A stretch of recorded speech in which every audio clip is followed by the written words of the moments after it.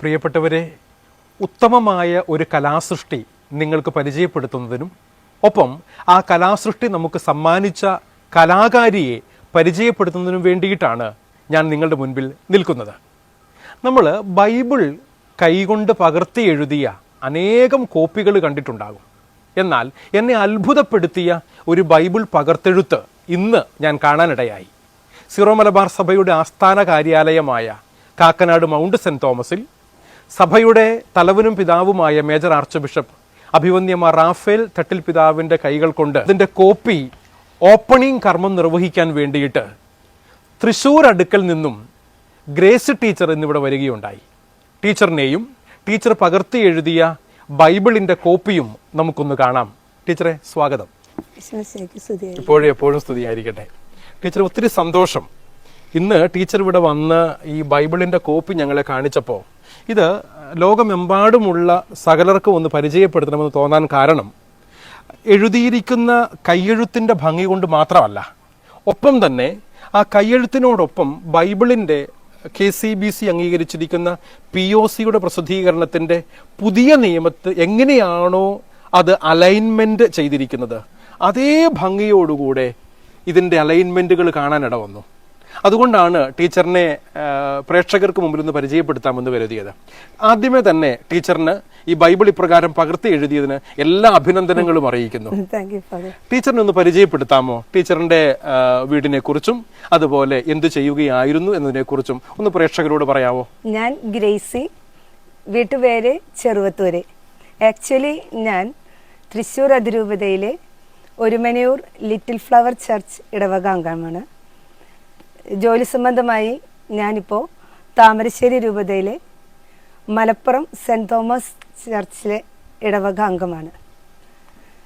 Teacher എന്തായിരുന്നു ജോലി ചെയ്തുകൊണ്ടിരുന്നത്? ഞാൻ മലപ്പുറം സെന്റ് ജമാസ് സ്കൂളിലെ അധ്യാപികയായിട്ടായിരുന്നു ജോലി ചെയ്തിരുന്നത്.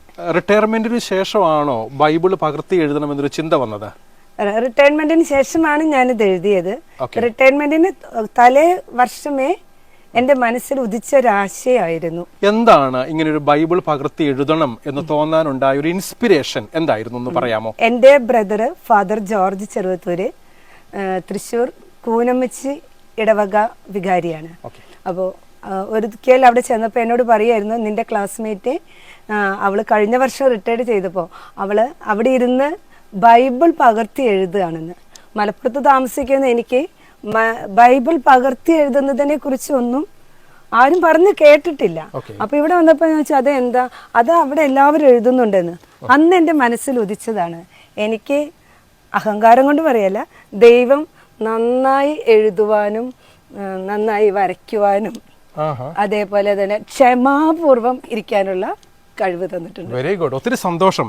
ഞാൻ വരയ്ക്കാനുള്ള കാര്യം കൂടെ പറഞ്ഞപ്പോഴാണ് ഇതിന്റെ ഈ കവർ പേജ് ഇത് പ്രിന്റ് അല്ല കേട്ടോ, ഇത് ടീച്ചർ തന്നെ പെയിന്റ് ചെയ്തിരിക്കുന്നതാണ്. ബൈബിൾ പുതിയ നിയമം എന്ന് എഴുതിയിട്ട് മനോഹരമായി കുരിശിന്റെ രൂപം വരച്ചു വെച്ചിരിക്കുന്നു. എന്നിട്ട് നമുക്ക് ഈ ബൈബിളിനകത്തേക്ക് പ്രവേശിച്ചു കഴിഞ്ഞാൽ നമുക്ക് കാണാൻ സാധിക്കുന്നത് ഇത് പ്രിന്റ് അല്ല, ഒറിജിനലായി ടീച്ചർ കൈകൊണ്ട് എഴുതിയതാണ് എന്ന് പറയുമ്പോൾ ഒരുപക്ഷെ നമുക്കിത് മനസ്സിലാക്കാൻ തന്നെയും പ്രയാസം ഉണ്ടാകും. ആർക്കെങ്കിലുമൊക്കെ സംശയമുണ്ടെങ്കിൽ ആരും സംശയിക്കണ്ട, ഞാനിത് എൻ്റെ കണ്ണുകൾ കൊണ്ട് കണ്ട കാര്യമാണ് എന്ന് നിങ്ങളെല്ലാവരെയും ഇതിൻ്റെ പേജുകൾ മറിച്ച് കാണിച്ചുകൊണ്ട് അറിയിക്കാൻ ആഗ്രഹിക്കുകയാണ്. അതുകൊണ്ട് തന്നെയും ടീച്ചർ ഒരു കാര്യം കൂടെ ചോദിക്കട്ടെ, ഇത് എത്ര ദിവസം കൊണ്ടാണ് ഇപ്രകാരം പകർത്തിയെഴുത്ത് പൂർത്തിയാക്കിയത്? ഇത് എഴുതിയ ദിവസങ്ങളെക്കുറിച്ചൊന്ന് പറയാമോ? അതെ, ഞാനൊരു ജൂലൈ 3-നാണ് ഇത് ആരംഭിച്ചത്. ജൂലൈ 3 തൊട്ട് പലപ്പോഴും എൻ്റെ നാട് കോട്ടയം ആയതുകൊണ്ട് പലപ്പോഴും എനിക്ക് പല ദിവസങ്ങളായിട്ട് നാട്ടിൽ പോകേണ്ടി വരും. ആ ദിവസങ്ങളൊന്നും ഞാൻ എഴുതിയതായിട്ട് കൂട്ടിയിട്ടില്ല, എഴുതാറുമില്ല. സെപ്റ്റംബർ ഫസ്റ്റ് വീക്കിലാണ് ഇത് അവസാനിപ്പിച്ചത്. എഴുതിയ ദിവസം നോക്കുകയാണെങ്കിൽ വെറും 48 ദിവസമേ ഞാൻ എടുത്തിട്ടുള്ളൂ. 48 ദിവസങ്ങൾ കൊണ്ടാണ് ടീച്ചർ ഇത്രയും മനോഹരമായി പ്രിന്റ് ചെയ്തതുപോലെ തന്നെ തോന്നിക്കും വിധം ഈ ബൈബിൾ ഇപ്രകാരം പൂർത്തിയാക്കിയത് എന്നുള്ളത് തീർച്ചയായും അഭിനന്ദനാർഹമായ ഒരു കാര്യമാണ്. ടീച്ചറിന് ഇതിനു വേണ്ടിയിട്ട് കൂടെ നിന്ന ടീച്ചറിന്റെ കുടുംബത്തെയും പരിചയപ്പെടാൻ ഞങ്ങൾക്ക് അതിയായ സന്തോഷമുണ്ട്. അവരും കൂടെ നമുക്കൊന്ന് വിളിച്ചാലോ? വിളിക്കാം. നമുക്ക് ഗ്രേസ് ടീച്ചറിന്റെ കുടുംബത്തെ ഒന്ന് പരിചയപ്പെടാം. ടീച്ചർ തന്നെ ഒന്ന് പരിചയപ്പെടുത്താമോ എല്ലാരെയും? ഇത് എന്റെ ഹസ്ബൻഡ് ഷാജി, കോട്ടയത്താണ് വീട്. ടീച്ചർ തന്നെയായിരുന്നു, മലപ്പുറത്തായിരുന്നു വർക്ക് ചെയ്തിരുന്നത്. 2020 റിട്ടയർഡ് ചെയ്തതാണ്. ഓക്കെ. ഇത് എൻ്റെ മൂന്നാമത്തെ പുത്രൻ, പേര് ഷെബിൻ. ഓക്കെ. അവനൊരു ചെറിയ ബിസിനസ്സായിട്ട് മലപ്പുറത്ത് വർക്ക് ചെയ്യുന്നു. ഓക്കെ. എനിക്ക് മൂത്തത് 2 പെൺമക്കളും കൂടിയുണ്ട്. ഒരാൾ തൃശ്ശൂർ പുതുക്കാടും ഒരാൾ മൂവാറ്റുപുഴ വാഴക്കുളത്തും. അവരവിടെയാണ് മാരേജ് ചെയ്തിരിക്കുന്നത്. ഓക്കെ. ഇത് എൻ്റെ ബ്രദർ ഫാദർ ജോർജ് ചെറുവത്തൂര്. ഞാൻ നേരത്തെ പറഞ്ഞു, ജോർജ് അച്ഛനാണ് എനിക്ക് ഇങ്ങനെ ഒരു പ്രേരണ നൽകിയത്. ഓക്കെ.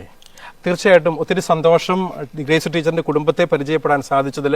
ടീച്ചർ ഇങ്ങനെ മനോഹരമായ മഹത്തായ ഒരു കലാസൃഷ്ടി ലോകത്തിന് പോയി പരിചയപ്പെടുത്തുമ്പോൾ കുടുംബത്തെയും ഒരുമിച്ച് കിട്ടിയതിൽ ഞങ്ങൾക്കുള്ള സന്തോഷം അറിയിക്കുന്നു. ഒപ്പം ഒരു സന്തോഷ വാർത്ത കൂടെ നിങ്ങളെ അറിയിക്കാൻ ഞാൻ ആഗ്രഹിക്കുകയാണ്. ഈ ബൈബിള് സിറോ മലബാർ സഭയുടെ ആസ്ഥാന കാര്യാലയത്തിൽ പ്രവർത്തിക്കുന്ന ഹെറിറ്റേജ് സെന്ററിന്റെ മ്യൂസിയത്തിൽ ടീച്ചർ സമ്മാനിക്കുകയാണ്. ഇത് നമ്മുടെ ഇവിടുത്തെ മ്യൂസിയത്തിൽ വരുന്ന എല്ലാവർക്കും കാണാനുള്ള അവസരമുണ്ടായിരിക്കും.